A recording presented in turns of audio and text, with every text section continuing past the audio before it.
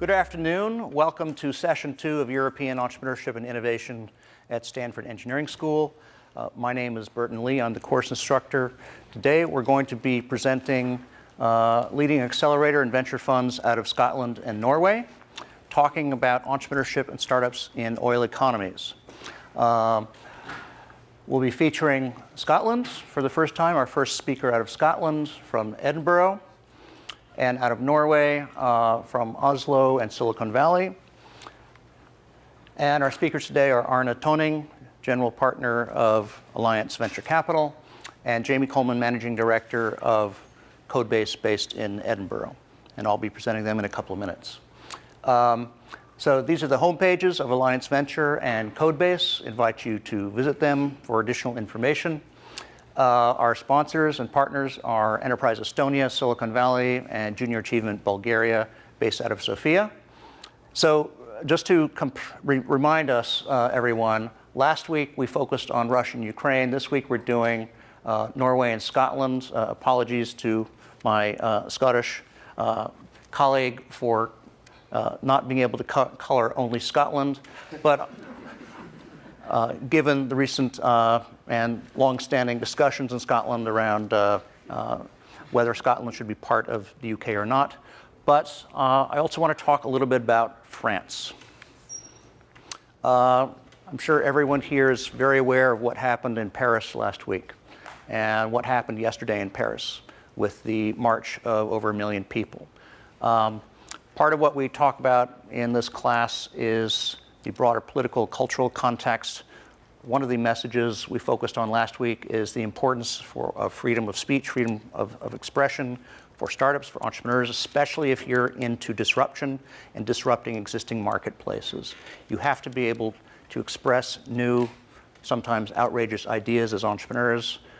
This goes hand in hand with freedom of expression and freedom of speech. And so the events of the last week, the last few days in Paris, though not immediately connected to or obvious what the connection is to entrepreneurship and startups, in the European context especially, are very, very real. This is a big deal in Europe. And if you're going to be going into Europe as American entrepreneurs or European entrepreneurs, you're going to be operating in an increasingly constrained context around these issues. Part of my concern is that these issues around security, around national identity, are going to increasingly occupy the discussion space in Europe and take attention away from the reforms Europe needs to make when it comes to building a strong, robust innovation economy. Just to cycle through some of the photos from yesterday and the day before, this was a huge deal in France and across Europe. You can see from the level of participation how it's affected many young people, other people alike. This is Sharb, the cartoonist who was killed. Those of us who use sketches to describe business plans, business models, are each in our own way perhaps a milder form of cartoonist, although not so much in the public sphere as these guys. This has had a big impact across European media. You can see a lot of solidarity. Talks about, again, coming back to freedom of speech, freedom of expression, big rallying point in France and elsewhere in Europe now, and also a lot of grief and sorrow about what's happened. So this is important to remember when you're thinking and understanding the broader startup context in France, the broader context and environment for venture capital and angel. Those of you who would like to contribute to supporting the families of the victims. This is one of the leading websites now that's raising funding. It's in France, but I encourage you to check it out and consider contributing to supporting the families of the victims. And for me personally, this was one of the more moving photographs to come out of the events yesterday in Paris. Let's come back to today's business, which is focused on Scotland and Norway. Our first speaker will be Arne Toning from Alliance Venture. Now, one of the things that's a little bit unusual about this session, most of our speakers out of Europe are founders, entrepreneurs, CEOs. come from software startups or come from venture funds that invest primarily in software. What's unusual and interesting about today is that both of our speakers are much more focused on the hardware side, either accelerating, building, investing, coaching, mentoring hardware companies, whether it's in medtech, energy, environment, or investing in companies as a VC in semiconductors, other types of devices. So these are some of the questions we'll be thinking about. What are the differences between Scotland and Norway, between the ecosystems? What are the challenges of the ecosystems in each of the country? How do they compare to Silicon Valley? I also invite you to tweet actively and vote voraciously during the session in the interest of giving our speakers as much visibility here in the Valley and in Europe and in your own networks as possible. So our first speaker will be Arne. Arne, thank you coming all the way from downtown Palo Alto. Thank you. I'm losing my microphone as I get up here. So Arne is based at Innovation House, the Nordic Innovation House down just off University Avenue, but he's here from Oslo also wearing a Innovation Norway hat. So Arne, welcome to Stanford University. All right, thank you so much, Burton, and thanks for having me. It's a great pleasure for me to be here at this fine institution and talk about Norway, talk about what's going on in Norway, and also talking about what I'm doing in connection with that. So before I start, I'd like to know how many in the audience are Norwegians. All right, we have a few. And how many have visited Norway? All right, great. So some of the stuff here will be basic on the first slide then, but I'll deal with the geographic basics. So Norway is a, relatively speaking, large country, and not least a long country. It's located to the very far north of Europe, and there's only 5 million people living in Norway. It's also one of the 5 Nordic countries that we like to think of as a group, and specifically going into international markets like the American market or Silicon Valley. And as the title today suggests, yes, we do indeed have oil, and oil is located in mostly in the North Sea, which is the sea with the arrow here, in between ourselves and Scotland. So it's pretty much the same oil fields, it's just that there's a line in the middle of the ocean separating which is Scottish oil and which is Norwegian oil. So that's how that works. A little bit about myself. So I'm a partner at a venture capital firm called Alliance Venture, and I've been a venture capitalist since 2008. Day to day I work closely with 3 portfolio companies, one called NCAP Security, which is a mobile security company, software, and Polite and Novelda, which I'll get back to and talk to a little bit more. Since August, I've sort of been taken out of my normal setting in Alliance Venture, and I've been located in Palo Alto, or at least working in Palo Alto, living in San Francisco, where I'm investor in residence at Nordic Innovation House, which is downtown Palo Alto, and I'm part of the Innovation Norway team, and I'll talk a little bit more about that as well here today. A little bit about myself. So I was born and grew up in rural parts of Norway, but I consider myself sort of an international Norwegian. I have a Danish mother and a Danish wife. I've lived altogether 6 years in the US and 6 years in London in the UK. And I've visited about 40 countries in 5 continents. So I'm sort of grown out of my Norwegian shell and gone out to see the world. When I was 19 years old, I got a scholarship from Rotary to go to the US to study. And I ended up at Georgia Tech, where I have a bachelor and a master's in electrical engineering. And during my career, I worked as a research scientist developing wireless technologies. I've been a consultant working with large companies in telecoms and media, as well as startups. And I also founded a company. The last company I've helped start up is built a hydroelectric power plant in my hometown of Norway. In Norway, so it sort of shows what I like to do. I like to build stuff that are meaningful and have value. And sort of I have a split personality and a split passion. On the one hand, I'm clearly a techie. I like technology. I like to understand technology. I like to understand what it can be used for. But I also have a business side to my personality where I like to build value and capitalize on that. And this is also why I'm very happy as a sort of an early stage venture capitalist, where I think that I can use sort of my full skill set in that setting. So that's a little bit about myself. And today I'll talk about, first of all, Norway, a little bit about the basics. Then I'll get into the oil and what are the macro and micro impacts of the oil in Norway. And then I'll go on to talk about what's going on in Norway, and I'll talk more about sort of the startup and tech and VC scene, not so much the economic aspect of oil and so forth, more the normal tech scene. And finally, I'll exemplify some of the things by the things I'm doing and the things I'm working on. And hopefully we can have a good Q&A in the end. So if you're born in Norway in sort of this day and age or approximately that, you are a very lucky individual in relative terms. Warren Buffett calls it the ovarian lottery, and if you're a Norwegian, you won. And so if you look at any list of sort of GDP or happiness or human development or prosperity, Norway is topping most lists you can find. Now, of course, I didn't put up the one about how many hours of sunshine we have every year, which we're not topping, although it's a spectacular place when the sun does shine. So generally, Norway is a modern country. It's a peaceful country, and it's a very stable country, and the prosperity is evenly spread. Which is a benefit to society, although it's also a challenge in sort of recruiting and retaining the best talent in the world. It's a very advanced country. It was the first country in the world connected to the internet outside of the US. It's sort of leading in terms of smartphone penetration, tablets, broadband, all these sorts of things. So it can be a very good market for startups to test new and advanced products and services. So that's a little bit about how Norway is. And so I guess you can discuss, is Norway an oil economy, or is it just an economy where the petroleum sector is particularly strong? Well, it's clearly the petroleum sector is the biggest industry in Norway, as you can see from this slide. And it employs about 150,000 people directly, and indirectly about 250,000.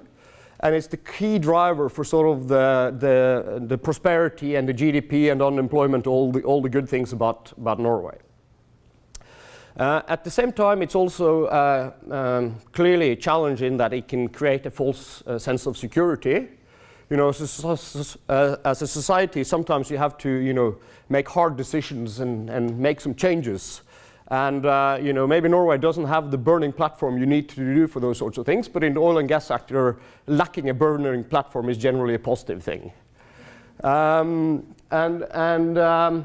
I think there's a good awareness in Norway that maybe the sector is too big, maybe it's too dependent on it, and there's also public debate about how can we make ourselves less dependent on oil, and how can we make sure we're competitive when the oil runs out.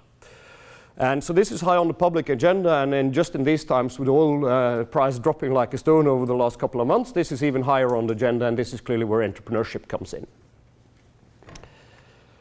So what is the impact of the petroleum sector? Well, clearly when you're in any place where you have a long-term growth market like the oil sector has been in Norway, this is an opportunity for business. And it has been in Norway. A lot of people have grasped that opportunity, and a number of people have made a lot of money from starting businesses and running businesses in this sector in Norway.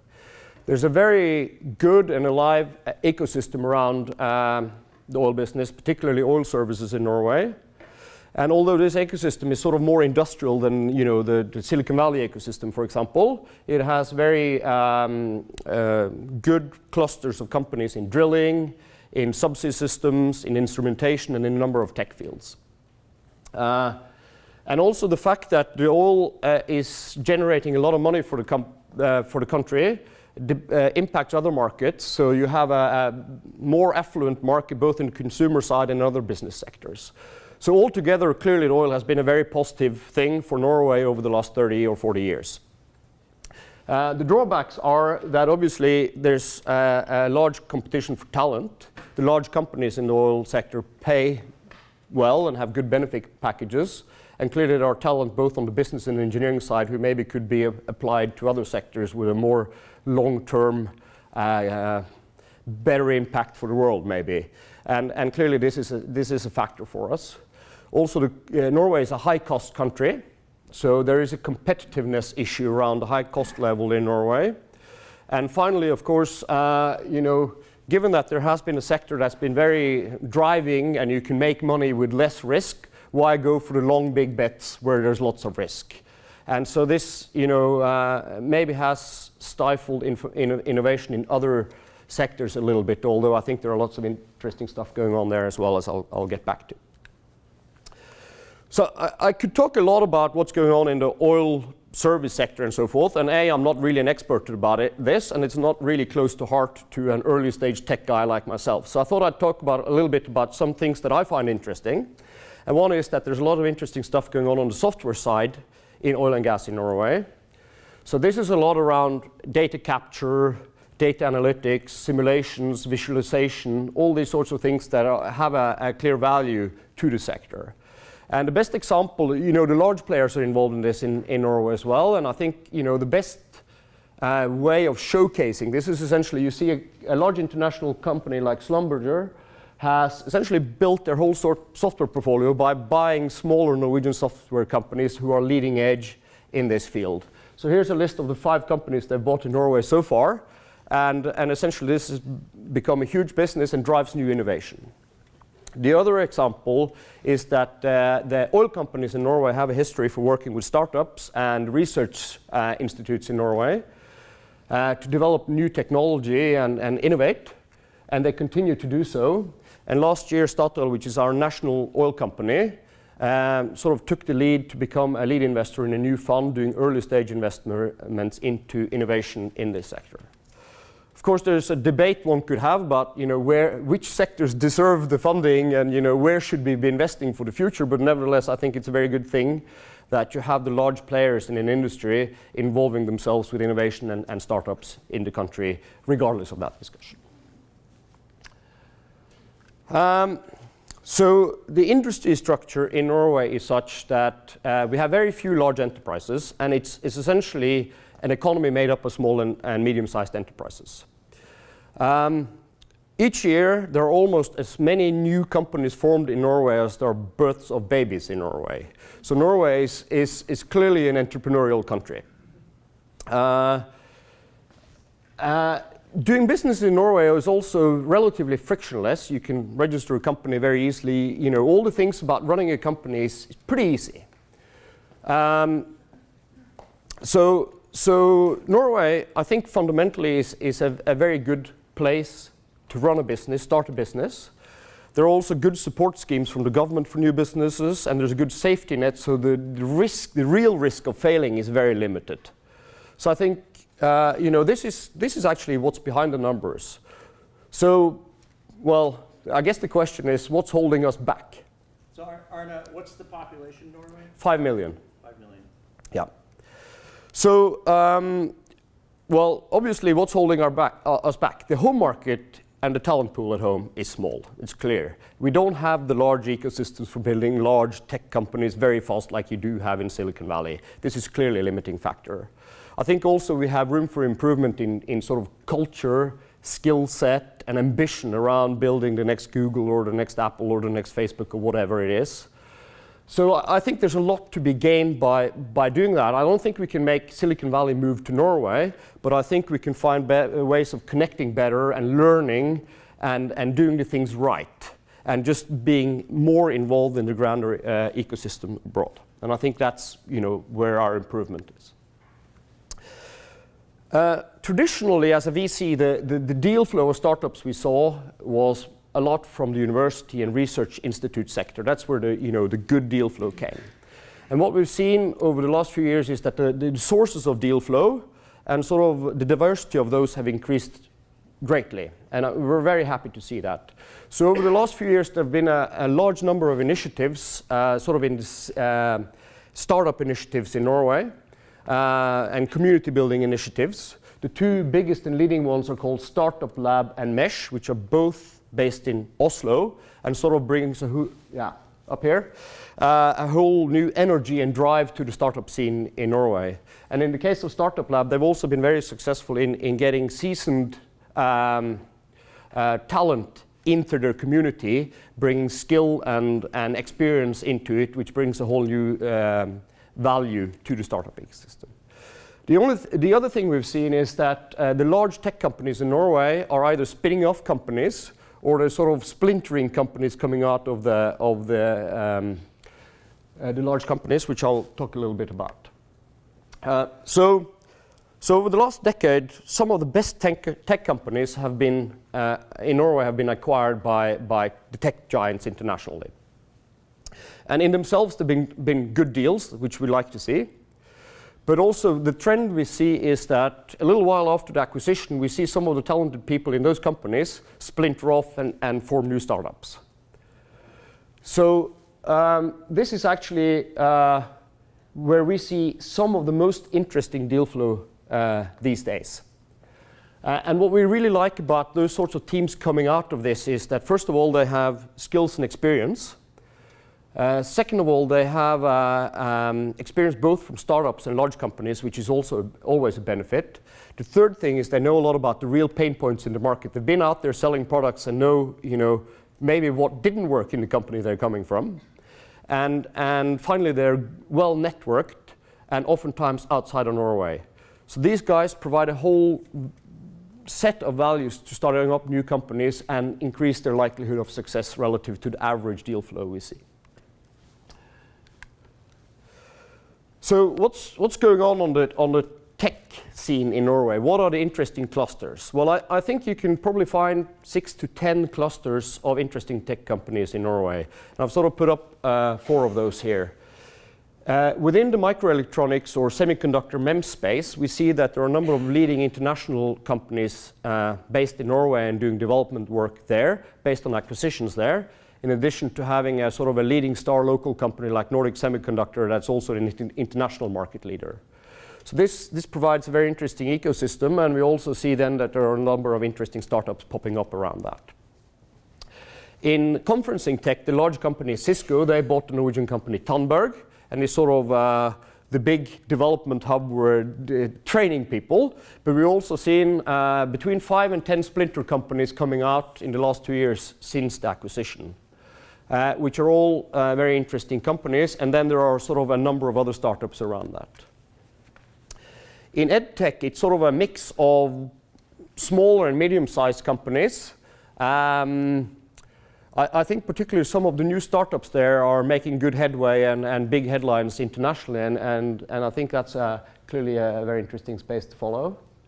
And finally, in broadcast tech, we sort of have a set of medium-sized leading companies in Norway that are very, very successful internationally. We don't have a large sort of international locomotive or international company in that space, but some of the companies establishing there have been based on the fact that Tandberg Television left the country and was bought by Ericsson, and sort of had a talent pool that's built an ecosystem of smaller and medium-sized companies. So I think all of these areas are clearly things that are going on in Norway that are interesting. Arne, can you go back a slide? No, the cluster slide. Yeah. What's the geographic distribution of these companies? I mean, are they mostly... It's a lot around the Oslo area, and then you well, the microelectronics thing is an Oslo Trondheim thing. Okay. The bulk of the rest of it is Oslo, but there are some distributed around the country. And what proportion of these would be coming out of universities and research institutes? Just approximately. Recently, very few of them. Very few, okay. Yeah. Related to that, what role does NTNU play in that space? So I'll get back to NTNU. It's a dominant university in terms of technology and so on. Are they spinning out companies? Well, the talent pool up here clearly comes from there, and also they have been the originating factor for a number of them, but a lot of it is very historical.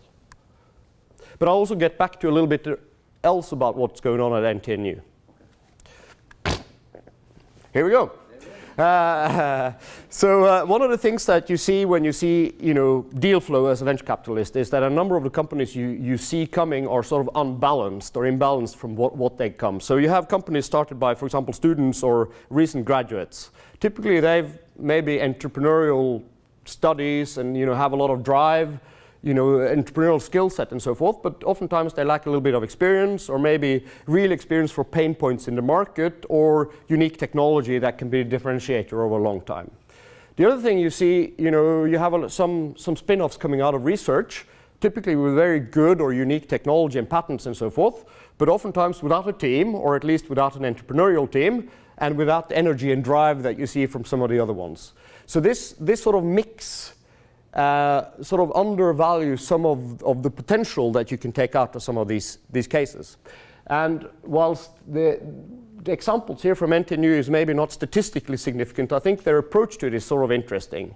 And what NTNU is doing is, first of all, they're strong on building entrepreneurial skills through studies and also startup platforms for students. Then what they do is that they go and recruit some of the entrepreneurial talent to work for the tech transfer office, and they're working on projects for potential startups. And then sometimes when the companies are then formed and spun off, some of this talent follows the company into sort of management positions in the companies to get the mix of sort of substance and entrepreneurial drive. And I think at least it's a different approach to things, and it's kind of interesting approach to build more balance around this. I'll talk a little bit about venture capital, both in Norway and the Nordics.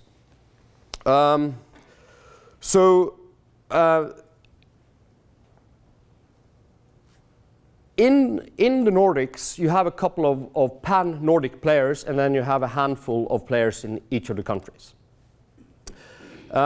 In Norway, venture capital is about only a third of the GDP relative to the US, but it's above average relative to EU. Also, in Nordic terms, Norway is approximately on par with the neighbors in absolute terms, but a little bit below relative to GDP, but then the GDP is higher as well. So that's, and so what you also see then is that the Nordics is clearly, in European terms, highly overrepresented in terms of large exits, which is definitely a beneficial feature in terms of getting returns into the market and then building the market further. And in 2013, and the numbers for 2014 are not out yet, but they're low in new investments in Norway, and unfortunately low, but these are also cyclical issues. And it has to do with fundraising and whatever is going on in the market. So what you've seen is the 2014 fundraising market in Norway was very, very good, which suggests that there will be much better liquidity in the market in 2014 and more new investments into the Norwegian market, which I think is very good. And so it's not a terrible market, but it's not a great market. And I think we could definitely welcome more players into the market. And specifically in Norway, there are too few investors in life science, for example. I think what we possibly even more would like to see is more international syndication and not least a more live angel market, which I think is where the biggest gap is and sort of where our need is strongest in the Norwegian market. So I'll talk a little bit about Alliance. Alliance is a venture capital firm in Oslo. It was established based on the managing partner having spent 6 years in Silicon Valley. It was established sort of on Silicon Valley principles and trying to replicate the model from here. And also since the establishment in 2001, we have US limited partners in the fund and partnerships that's lived that long. So the idea is to provide a bridge into US and other markets for the fund. Just 2014, we closed the third fund, which is our largest fund so far.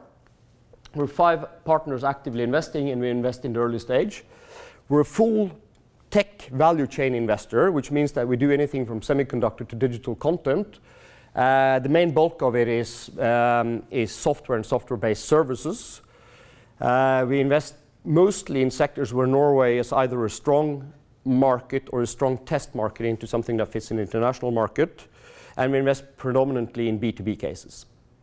And essentially what we want to do is work with the best founders in Norway to build international successes. That's sort of the model.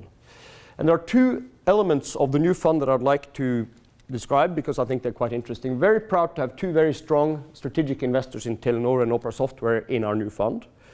They're leading tech companies in Norway, and they're very dynamic companies.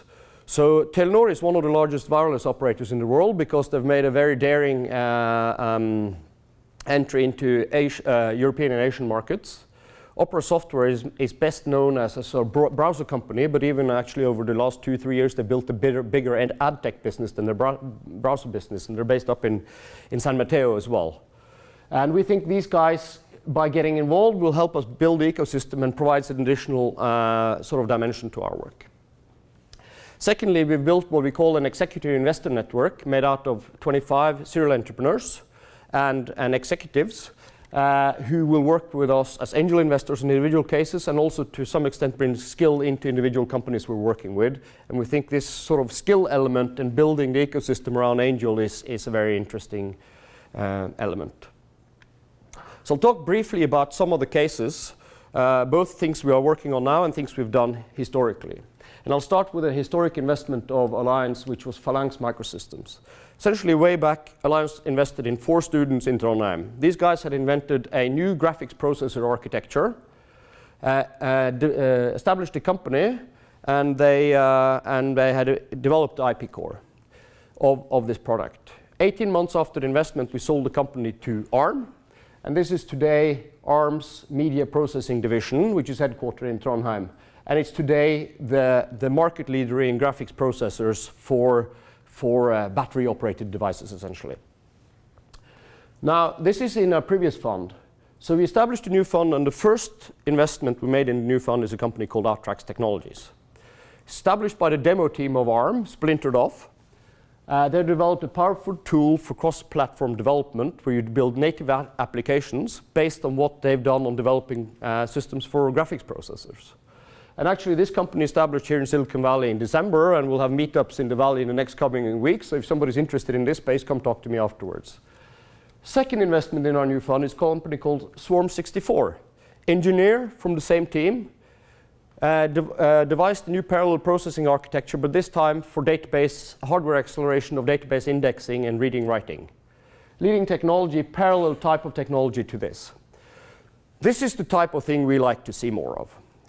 You know, this is a fantastic case. It's fantastic for the venture investor, makes money, good exit. It's fantastic for the acquirer, good acquisition. It's fantastic for Norway, new leading tech company.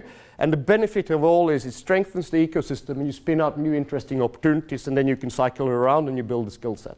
This is exactly what we'd like to see more of. Second company I'd like to just briefly mention is a company called Novelda. It's a company that they've built something called a see-through sensor platform. Essentially, they've managed to build a full radar system on a small chip based on a decade's worth of research from the University of Oslo. It's now a team of researchers and seasoned industrial people. And so we think this can be a winning technology for a number of IoT sensor applications. They've just developed a remote respiration monitoring technology based on the platform, which is going to market in the first half of this year. So if somebody's interested in that, there's a great video demoing it, a really, really cool video on YouTube demoing this sort of technology. Third company I'll briefly discuss is also, so I've took sort of hardware, hardcore tech companies, a little bit because I think they're interesting cases, but also a little bit because they're a bit exotic compared to what's in fashion in the Valley at the moment. This company I've invested, Polite. So if you look at any handheld device today, there's a camera in there. The focusing function of the camera is essentially a magnetic motor moving a lens stack relative to the image sensor. This is slow, it's imprecise, and it uses a lot of battery. This technology of this company, they've invented a polymer lens that's deformable, so when you put a voltage across it, the lens changes shape and you refocuses the light, just replicating the function of the human eye. This is about 10 times quicker, uses a fraction of the power, and the fact that you have this speed enables a lot of computational imaging capabilities. So we think this is a sort of a technology that can replace today's technology in most mobile phones, and also then bring new camera capabilities to the market. So this is something we're really excited about. Last thing I'll talk about, and I know my time is running out, is Nordic Innovation House. So this is where I'm based since August. It's a co-working space downtown Palo Alto, and it's for Nordic companies looking to come into the Silicon Valley ecosystem. It's a soft landing concept where the whole thing is about accelerating with less risk. It was established in 2011 by Norway, and it's now a Nordic initiative, and there are now 85 companies, out of which 59 are Norwegian. So I've been the investor in residence there since August, and will be here for a year, and part of the Innovation Norway team. And I think this is a really win-win setup, because I get to work with the breadth of Norwegian companies here, including some of our portfolio companies, but also some that could be future investments or portfolio companies. But anyway, not only do you get to work with all the exciting companies there, but you can build for long term the good networks within the house and externally from the house.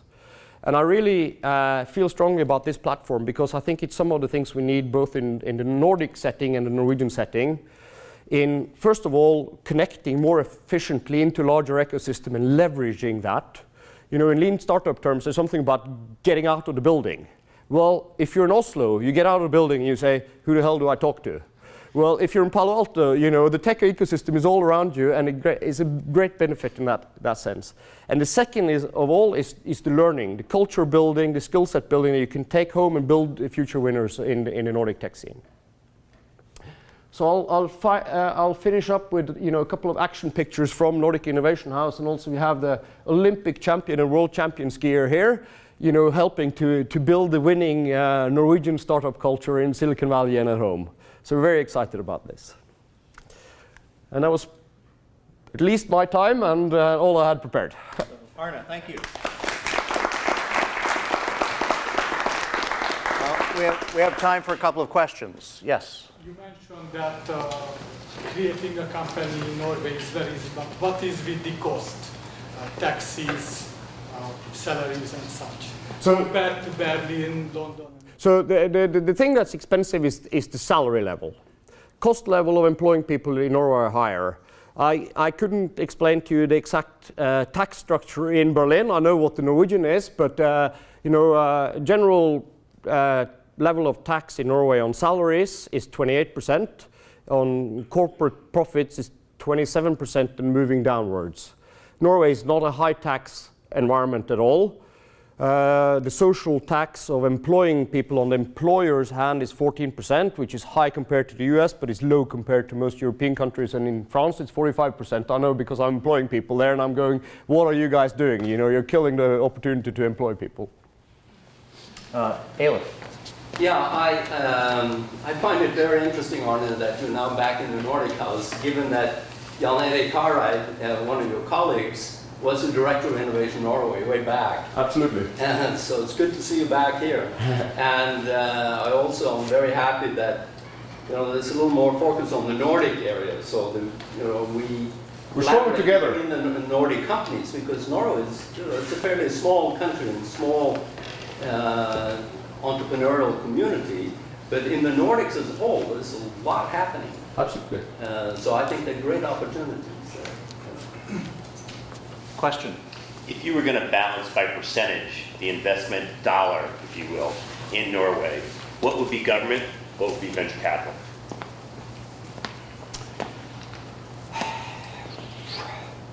Well, I mean, in startups, the government in Norway is by far the biggest capitalist in Norway. The Norwegian government is richer than most governments. I mean, they have $700 billion stashed away abroad, and they just can't put it into their own country because of inflation and because you want to save it for the future generations. So, I mean, and the Norwegian stock market is the biggest owner is the Norwegian government.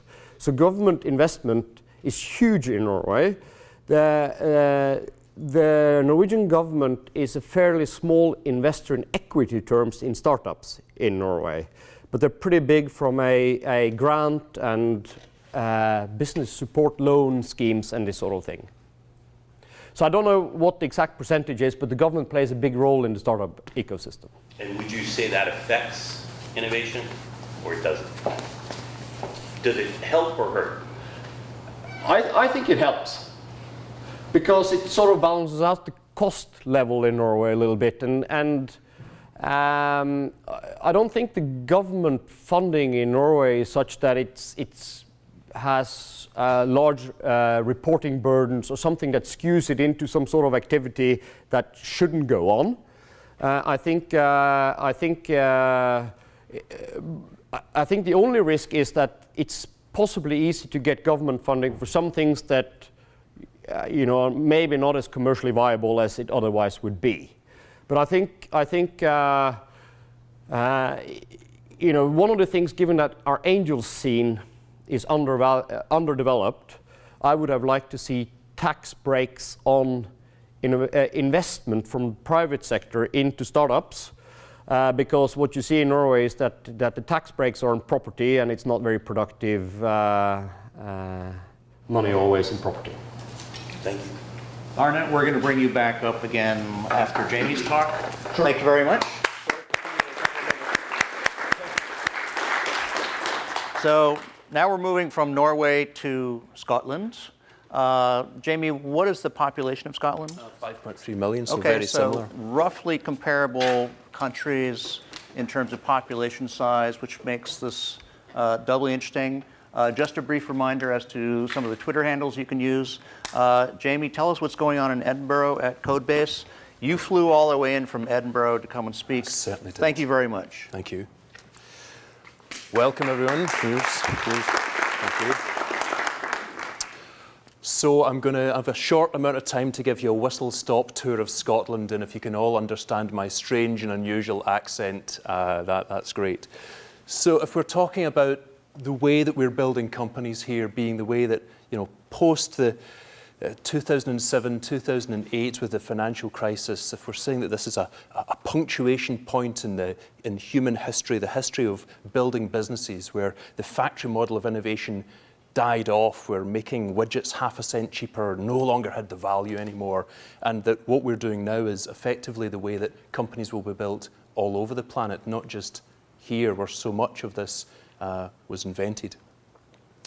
So, Edinburgh. Scotland is one of the most beautiful countries in the world. Edinburgh is one of the most spectacular cities you could ever stay in. There's a reason that J.K. Rowling lives here and wrote Harry Potter. It's basically like living in Harry Potter land, which is great. Okay, Scottish people believe that they invented everything, right?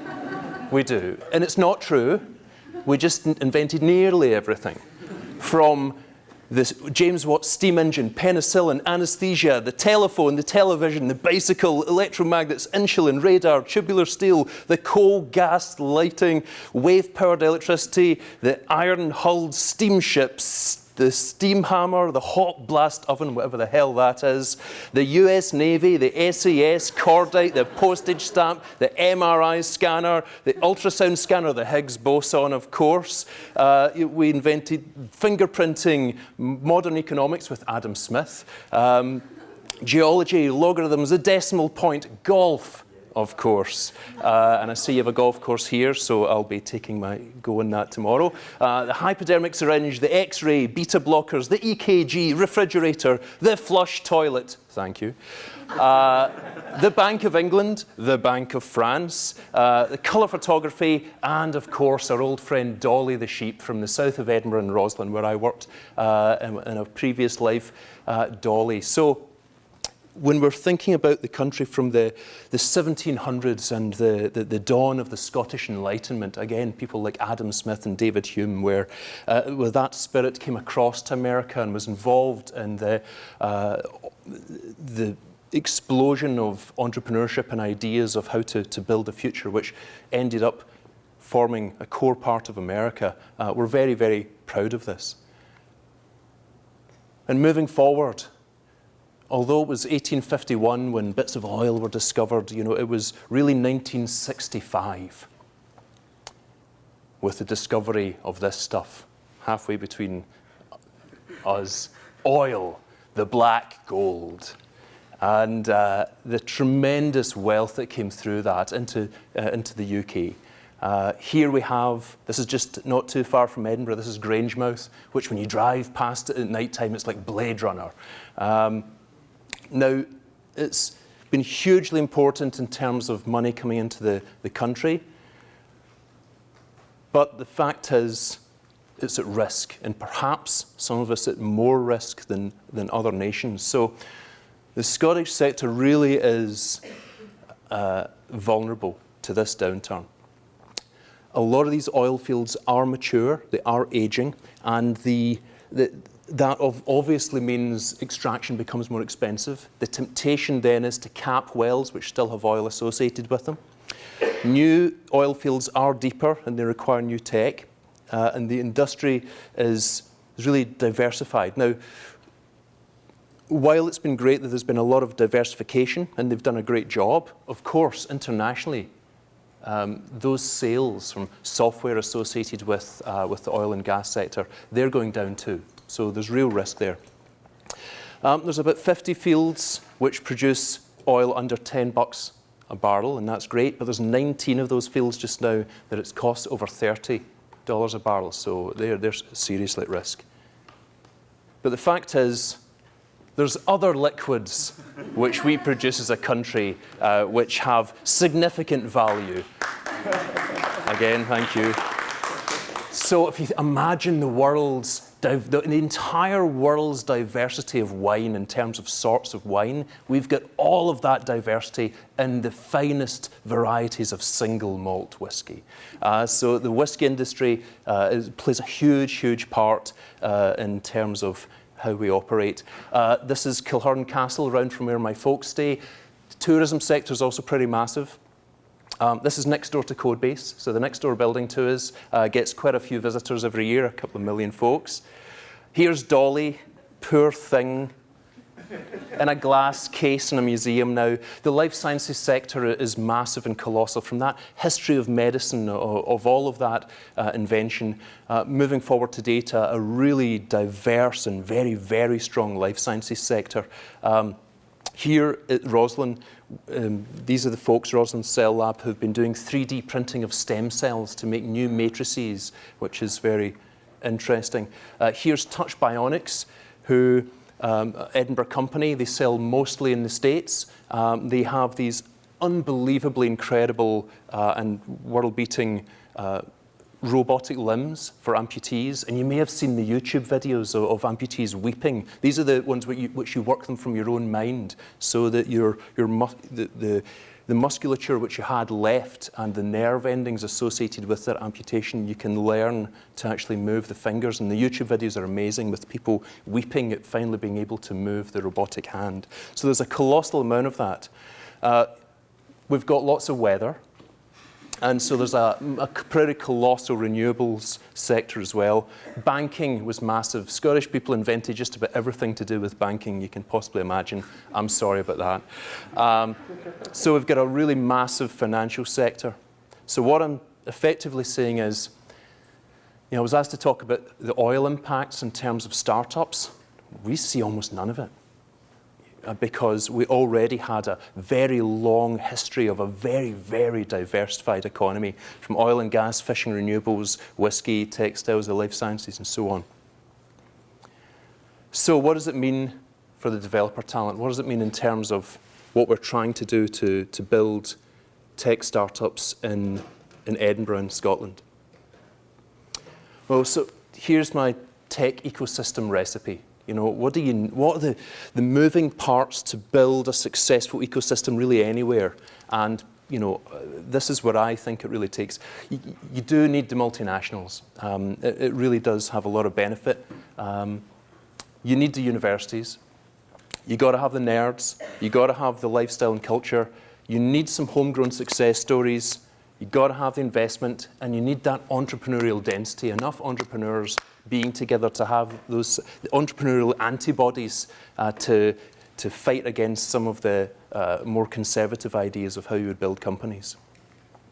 In terms of the universities, Scotland has some of the best universities in the world, but in computer science, it's the European behemoth. So Edinburgh is the largest, by a factor of 2, computing science department, the whole of Europe, and that's just a feeder for me. I'm very physically close to it, and I just want like a massive Dyson vacuum out all of that tech talent that's coming out of there. I'll get back to some of the specialities within the university and what that means for the kinds of companies that we can build. We've got a few unicorns, we've got a few really great success stories. The biggest one, the Skyscanner, the world's fastest growing flight search engine with their $1 billion valuation. Rockstar North with Grand Theft Auto 5, you know, over $1 billion in the first 3 days of sales. I wish I had a bit of that. That would be lovely. Interestingly, they've just taken over the building that the Scotsman newspaper was in. And that's that you can absolutely see that there's a tiny staff in this newspaper which used to be huge, and now Rockstar North have taken over. And a company that I'm delighted to have incubated, FanDuel, who many of you would never know were an Edinburgh company because you see the adverts all the time in fancy sports. They've just raised, and they're on track to be the next $1 billion company that we have coming out of Edinburgh. And we've got some of the older big guys. So again, Skyscanner. There's just across the road from where we are. They've got about 500 staff now doing great stuff. FanDuel, this year FanDuel are on track to give away $500 million in prize money, which is pretty amazing. So ignore the ugly guy in the middle. I had a smaller incubator building that we built. Effectively, everything that's worked in terms of the startup ecosystem came from the ground up. So this was the entrepreneurs coming together to find a place where they could be and to build and grow companies and learn from each other. So most of the top-down, big innovation sorts of ideas that governments would come up with tend not to work that well. Everything that's worked has been evolutionary and ground up. This horrifically ugly, but it's so ugly it's listed, this building right beside the castle, 250,000 square feet. It'd been almost empty for a decade when we took it over. So literally 1 year ago this week, we got the keys and we were ripping up carpet. We opened it on the 1st of March. We doubled in size since then. We'll triple in size next week and we'll quadruple in size by April. We've got 50 tech startups in there with just over 400 staff. And it's now, strangely, the largest tech incubator in the UK. And of course, when we're when we've got video conferencing with American investors, we always have the camera pointed out the window to the Game of Thrones we've got out the back, which is great. So in terms of what we've been trying to do of pulling together that ladder from the very earliest stages of companies who get 90 days in with me or we kick them out the door, rapidly trying to get product market fit.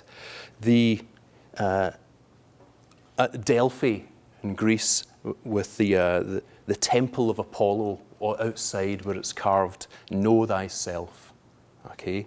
And if we're thinking about what kinds of companies we can build, we need to be true to the environment we're in and realizing what we're not. So really that engineering talent from building steam engines and bridges and so on very much has moved into the software world. And it's the software that I care about. I don't care what sector people think they're in. It's the software bit in the middle. However, really there's very little consumer web stuff coming out of Edinburgh and out of Scotland, which is interesting. The majority of it is B2B, it's enterprise. And to be honest, if people had some great consumer web company, they should probably get on a plane and come out here.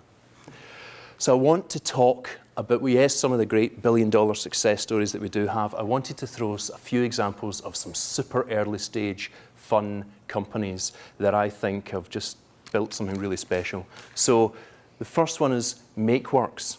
So this is Fee Scott. She was a product designer out of Glasgow School of Art. She took a tartan VW camper van and drove all around Scotland, linking up manufacturers and makers and so on. Effectively, she and her tech team have built a really incredibly interesting B2B network for the manufacturing industry at that really artisan, high level, high quality. She's just won through Seed Camp in the UK and just got some funding. And we'll roll this out in Scotland first, but it's really got a chance of doing something pretty spectacular. These guys, Stipso, super interesting European company. They actually started in Barcelona and moved to Edinburgh. They're typical of the sorts of startups that we have. We're building cockroach companies to try and survive the nuclear winter. The sorts of investment they're getting is nothing. I mean, it's just embarrassingly woeful amounts of cash. But these folks have built something really spectacular.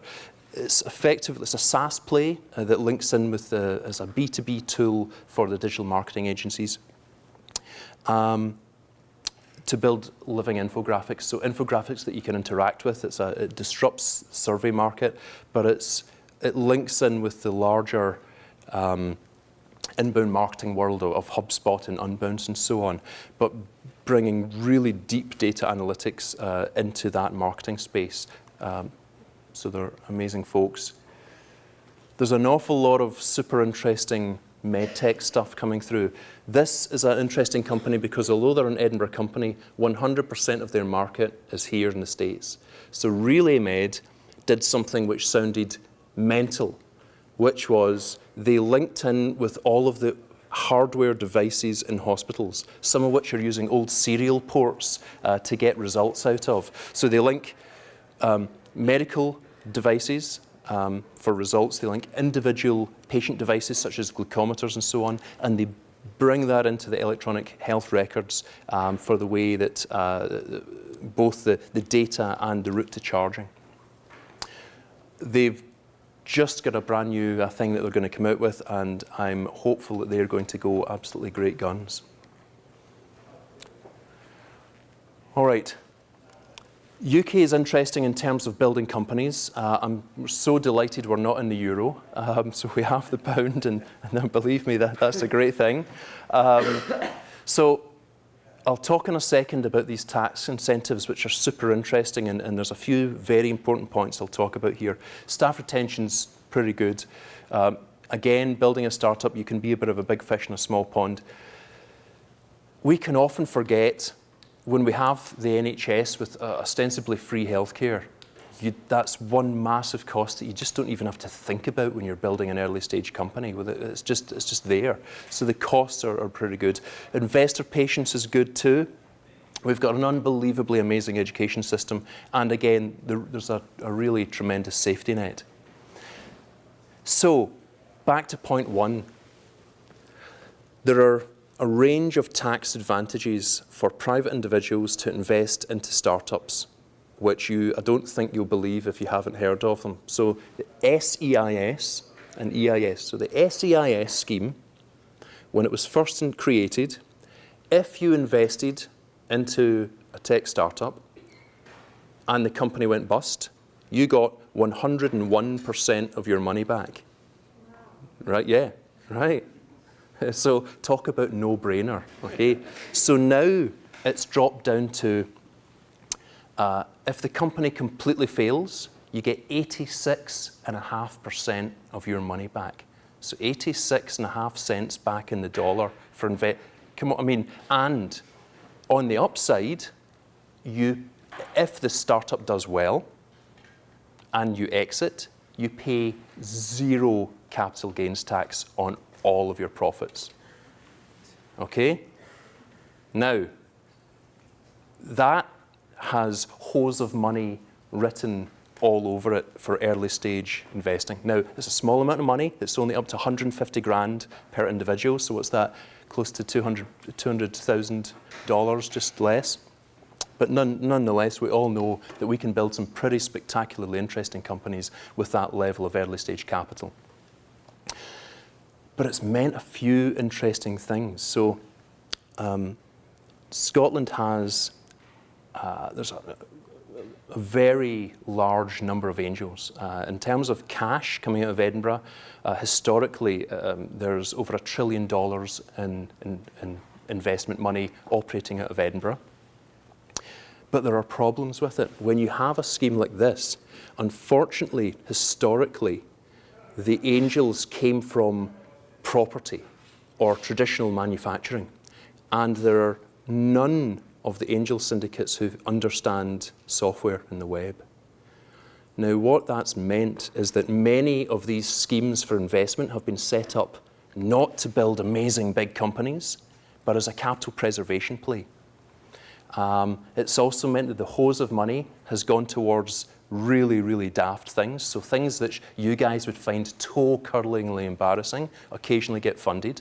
The sort of findmytortoise.coms or whatever, when you've got old property people falling asleep over the Sporting Times as they're listening to your pitch, getting money, whereas the things that we're actually amazing at building, B2B, enterprise level, very significantly high-tech, complex businesses, don't get the money. So that's been really, really interesting and something that I'm looking to change. So these are the difficulties. I've just mentioned the angel networks. Can you believe it? In Scotland, we've only got 2 tech VCs. Right? Now, what does that mean? Of course, we're in the UK, so everyone's going down to raise in London. Now, that's fine to an extent, but the reality is we're all aware of how geographically local the VC industry is, and it does cause problems. So there's this valley of death that anyone can get early stage money, but it's that supersede to sort of Series A levels of capital where there's a lot of genuinely good companies who are just hitting a cliff, hitting a brick wall. Because of that, we lack that core growth stage of companies. We just don't have the volume yet. It's getting a lot better. Even in the last 18 months, it's better, but there's a real lack of that, and it's frustrating. Tech transfer at the universities, on paper, it looks pretty good. It looks pretty spectacular. They can all tell a good story, but the reality is there's so much stuff coming out of the universities that's not getting anywhere, which is not good enough. There's a massive over-reliance in the public sector, and it becomes tough because some of these great companies have to scrabble around looking for little bits of money. They end up being much slower to market than they need to be. And also, there had been a lack of some of the skills in terms of going from good to great, really understanding product management and software and how you put that company engineering piece. Again, it's getting better with some of these great guys like Skyscanner and FanDuel, but it's not good enough. So we need to alter the way that we target that.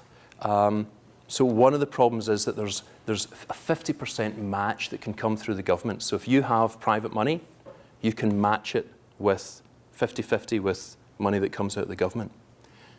And that sounds, again, great, but there's a problem there. The problem there is that government money is investing directly into the startup.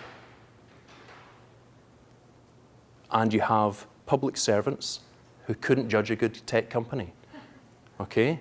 So they're taking far too long to do their due diligence. We've had international angels walking. They're de facto operating like a general partnership VC fund, but they don't have the fund manager that really understands technology. So that's caused problems. Whereas one thing that Ireland did, which was very clever, and that I'm looking to replicate now in Scotland, was rather than acting like a VC fund, they acted as a limited partner and invested not into the startup, but into the VCs. And that's the thing that I'm currently trying to build locally. So I'm now building a fund to do this. We need more skills. We need more visas for entrepreneurs. Yes, it's great in the Euro area where we can get people from Spain or Germany or wherever, and that's tremendous, but we need more of that. And one of the real contentious issues between England and Scotland was that since the Highland clearances where sheep were worth more than the value of a human being, hence why all these Scottish people ended up in America, Canada, and Australia, that we only have 5 million people. And so in England, there's a lot of problems and issues around immigration, whereas we just want more folks. We need more genes. Come on. And we need quality mentorship too. So what does it mean for me? It means focus on B2B.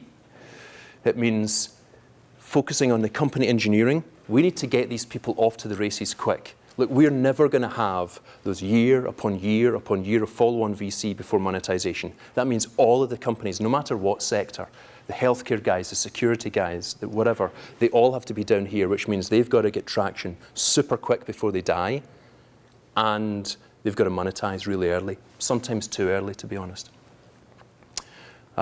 Building skills capacity with an ecosystem and trying to, the sort of lobbying bits, the only dealings I have with the government really are to try and talk some sense to them on occasion.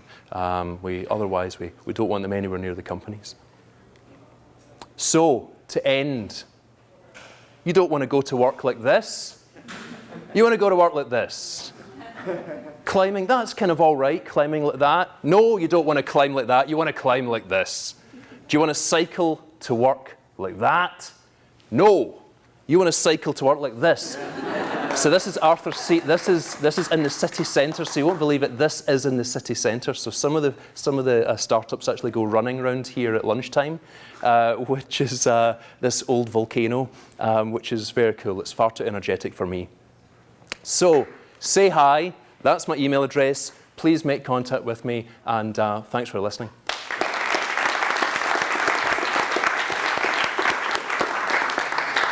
Questions for Jamie?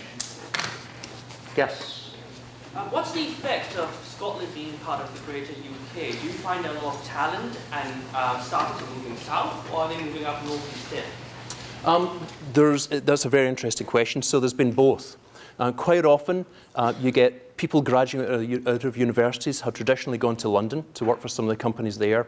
And what we tend to get are the entrepreneurs who are starting their company, not spinning out of a university, but they've been working for 5 or 6 years with one of the major tech companies, and they want to start their own business coming back home, because often they're a little bit older and they want the lifestyle. So there is really, if you're looking at the difference between London and Edinburgh, there's that lifestyle element ends up being pretty important in terms of that sort of the movement.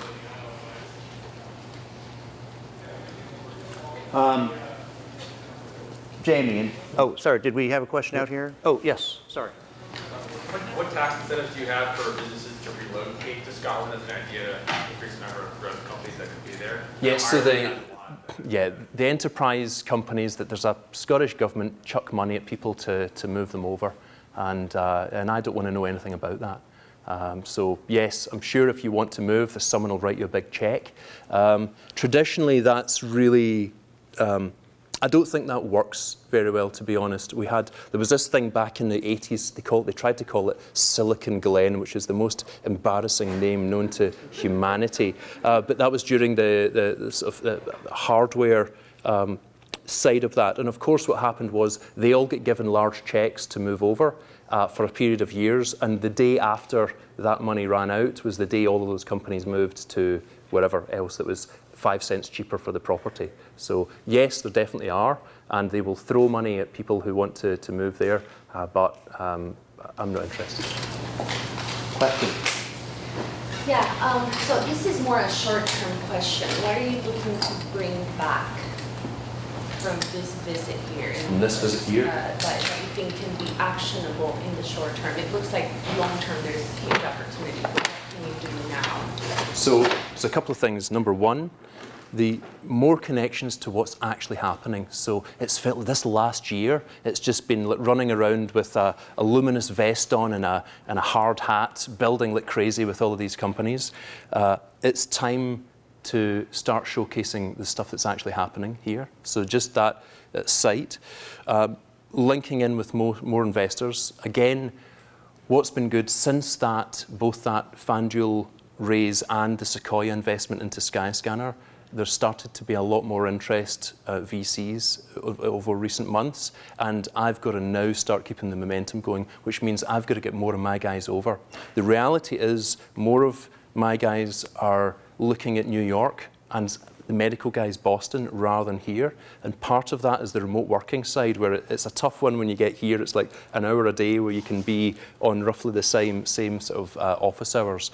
So it's true that the East Coast currently is looking more promising. But the third thing, and this is going to be a longer term gig, there are so many, I didn't realize when I started this, 50% of my job would be like a nightclub bouncer. okay? Because I've had every strange and unusual wannabe consultant and lawyer and accountants and everyone who's looking to parasitize off of startups and get in early and get sweat equity for very dubious value. There's a huge amount of that. And so part of the reason for the incubator, this isn't a property play. You know, this is like a fortress to stop that crap getting anywhere near these founders, because there's so much badness there. So what does that mean? I need to build up better mentor networks of people, not just the been there, done that's, but they're doing it now. Haley. We heard from Arne that we have the Nordic Innovation House here in Palo Alto that's now playing a really interesting role connecting the Nordics to the Valley. Yeah. Scotland. And we know Enterprise Ireland is here and doing a bunch of stuff. Does Scotland have a role here? If not, I'm sure they do. I don't even know where their office is. So I'm sure they're here, but it needs to be the entrepreneurs who are here. It's the people that are actually building businesses. So you have to realize that within, and I'm sure they're all lovely people, but these are the least entrepreneurial people you could ever meet. And in the heart of their soul, they don't understand what it's like to build a company, okay? And when you got that, I can't have anything to do with that, okay? So we've got to be here. You know, that's the only way it can work. So we're going to do a little bit of joint Q&A. So Arne, so these are Jamie's thoughts on what Scotland needs to do to improve its startup ecosystem. How does this apply or resonate in the Norwegian context? So the first one we're doing.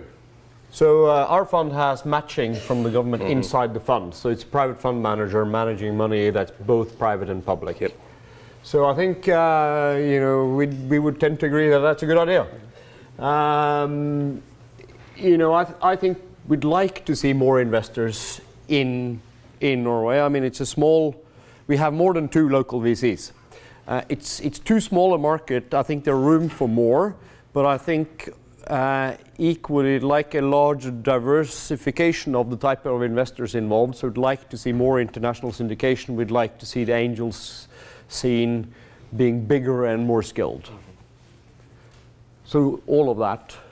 I think one of the things that we would like to have access to a larger talent pool, both getting internationals to come and work in Norway and also bring new skill sets into the market. I think Scotland has a better opportunity than what Norway has, simply for language reasons. It's harder to, although you speak a slightly different English than people do in the Valley, but still, getting to speak to you is easier for somebody who speaks English than in Norway. I mean, most people in Norway speak English, but the language is a barrier for international recruitment. And we'd like to find any way of resolving that, but it's not an easy thing to do.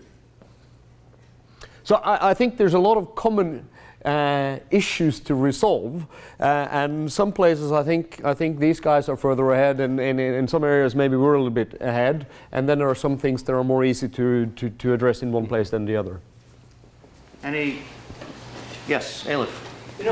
I would like to bring us back to oil. Since Scotland and Norway have oil, we heard a little bit Arne saying about the role of Statoil in some of the funds coming up, although I would love to hear more about the active role that Statoil might be playing in acquiring small startup companies. Like big companies in the Valley played a hugely important role in exits for startup companies, and I don't know how active Statoil is. But what about Scotland? Do you have anything equivalent to Statoil? So, well, there's all of the majors. I mean, every single major oil firm are in. Scottish. There's First Oil and there's a few Scottish oil firms, of course, and they have been active in acquiring companies. So one of my good friends, David Farker, had made an exit from Seabite, which was underwater unmanned autonomous vehicles, but it was really the software bit of that. So yes, for the companies that have some software related to the oil and gas industry, clearly there's a route to exit. But in terms of most of the companies that I have involvement with, from medical to security to education, whatever, there's nothing, there's no link there at all. I'd like to briefly comment on that. When we talk about, tech, not oil economy and so forth, reality is the exit market is in the US. This is where, as a VC, if you have to sell the company locally, you're generally not doing a good deal. So generally, you have to showcase these companies for the international market, or it has to IPO. Otherwise, it's not a good investment. Now, that doesn't mean that the companies have to leave Norway or leave Scotland or something like that. And I think the Phalanx case or many of the other cases you see is the good thing is when you get to do a really good deal, it's an international deal, but it also brings value back into the ecosystem in that you have the multinationals locating there and help build the local ecosystem. And that's really what you want to see. So has that happened with Tandberg? Because Tandberg has kept the technology development in Norway, I guess, but has it been growing? Has the Norwegian government been happy with the Cisco acquisition of Tandberg? I don't think the Norwegian government has an opinion on it. But, I'm sure they're happy with the tax income. I actually wanted to ask you a question. I worked for Cisco, and I was actually, I experienced the Tandberg acquisition before, during, and after. But to take that example as to how you now look at integrating companies or merging companies and technologies, and how you protect that, how much of a role you play moving forward, and how you want to, continue the innovation within the company so that, the big giant doesn't completely, or not completely, but doesn't start deteriorating some of the innovations and some of the earlier ideas. You talked about cycles earlier, which was interesting on how you cycle through that. Yeah, so I think there are two elements to that. One is, what do the acquiring company do with the asset they've acquired? Do they just suck the technology out of it and implement corporate governance procedure and ultimately just take over the product in the US and so forth? And you see everything from very successful acquisitions where the local company essentially get more resources and more freedom and builds a big business, to anything that completely strangles it. And I don't have a particular opinion about where is Cisco and Tandberg in that, but you generally want to keep feeding innovation, and you want it to be as innovative as possible. But I also think if you have true entrepreneurs driving companies, they're not going to, the best people are not going to stay in large organizations for 20 years there unless they're running the damn thing. So they're going to leave and build other companies, and I think they've just gained more skill sets by being a large company. And I think, the more we can have of both, the better. We have time for one more. Yes, one in the back. I have a question regarding funding. We heard that in Scotland there are a lot of business angels and good investing law for early stage. And my question is there in Norway early stage funding gap? And if so, is crowdfunding solution perhaps? So I think what you will find is that there's a funding gap more or less anywhere in Europe. And there's a funding gap in Norway, and I'm sure there are lots of entrepreneurs in Norway that feel that this is a huge pain, and I think it is a real pain. I think one of the issues is that fundraising in Norway takes a long time and is very resource intensive over that period. So that's one pain point. I think the Norwegian market is today liquid, but not as liquid as we'd like to see it. And I think you can't have 500 VCs like you have in Silicon Valley. I mean, the market can't sustain anything like that. You're bound to lose money on investing in a market like that. But there is a balance point, and I think clearly you'd like to see some more liquidity into the Norwegian market, and not least you'd like to see more diversity of the type of investor and skill sets involved in investing in the market. Jamie, we'll give you the final word. Do you have any comments on the state of crowdfunding? I know you're under the UK Financial Regulatory Authority. Yes, exactly. And there's been some recent allowances there in terms of crowdfunding. Clearly, crowdfunding is going to get bigger, but you have to realize that there's only certain kinds of companies that can do well out of that. And actually, it tends to be more consumer companies that the crowd can get behind. The kinds of companies that I'm building, it's been a tough sell. to do some serious cloud architecture company and try to get crowdfunding in that. So it's a tough one. There's also there is worry there, because in the UK, with these websites, you tick a box that says, yes, I am a sophisticated investor. And that hasn't been tested legally yet. So for real businesses, that would be a last resort to me, although I'm hopeful in the fullness of time that it is going to become a really significant and good part of the market. Right now, yeah, it tends to be the people who are going for crowdfunding in the UK these days tend to be the appalling, toe-curlingly bad companies that have been touting themselves around everyone and their grandpa for the past couple of years. Jamie, we'd like to thank you for coming all the way Thank from you. Edinburgh. Cheers. Arne, thank you very much. Thank you for having me. Please join us in 2 weeks for Poland and Serbia.